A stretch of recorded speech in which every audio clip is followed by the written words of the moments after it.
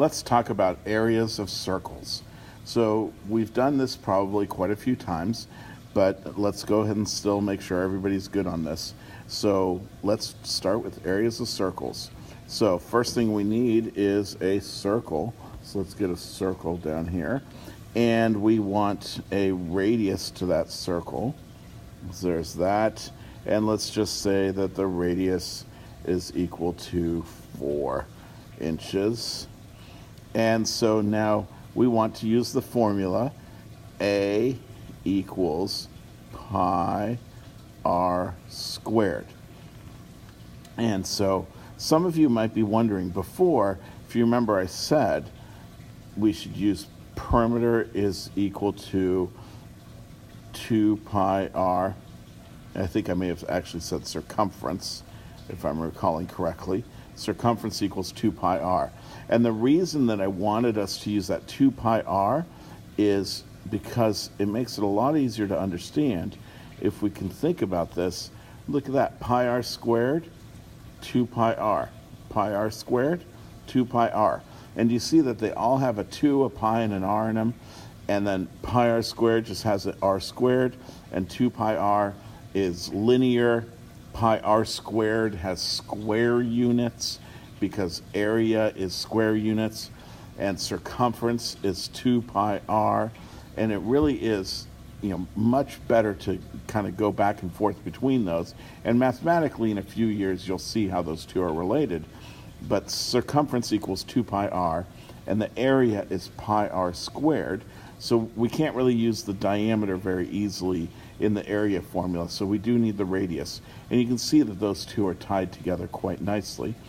And so the area, in this case, is pi times 4 squared, and 4 squared is 16. 16 times pi is 16 pi, and that is our exact answer.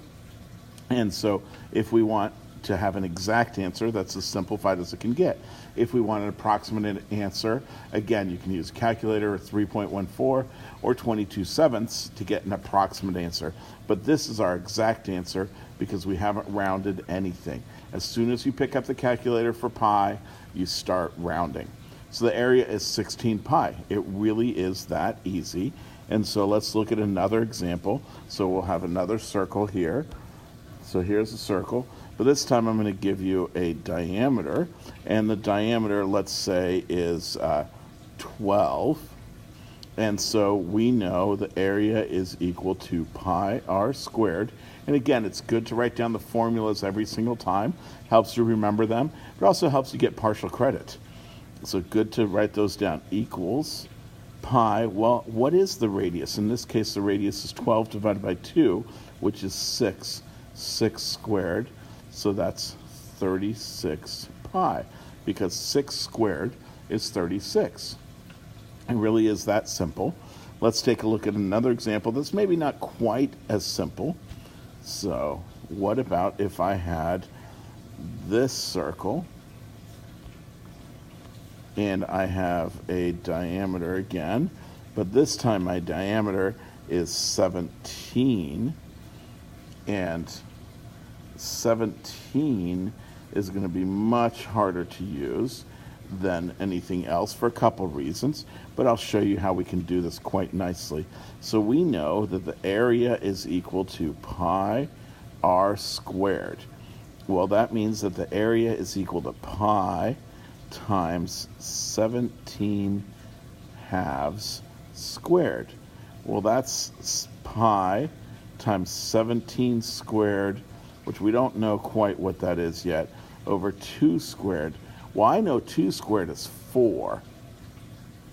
So this is pi over 4, and 17 squared is 289. To square it, I could just take 17 times 17. So this is 17 squared, which is 289 over 4. And now we just need to put everything in the right order. And I'm just going to make myself just a little bit of room. And so then this is equal to 289 pi over 4. And that's how we write it in the exact formula. So the number, and then pi, then all of that over the denominator. 289 pi over 4.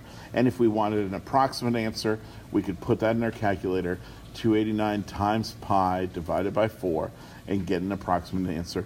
Or again, the 3.14 or the 22/7. Either one of those three methods work, or stick with the exact answer of 289 pi over 4. Really is that simple.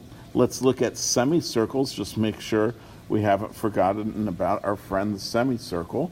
Well, semicircle is a circle that has been cut in half, so we only have half the circle. I'm going to erase the other half of the circle. And let's say this has a radius of, let's say, 9 meters. Well, then the area is this area. Now notice that area is exactly half of the area of the circle. So we want the area over 2, which is pi r squared over 2, which equals pi times 9 squared over 2. And following order of operations, we know we do 9 squared before we do the divide by 2.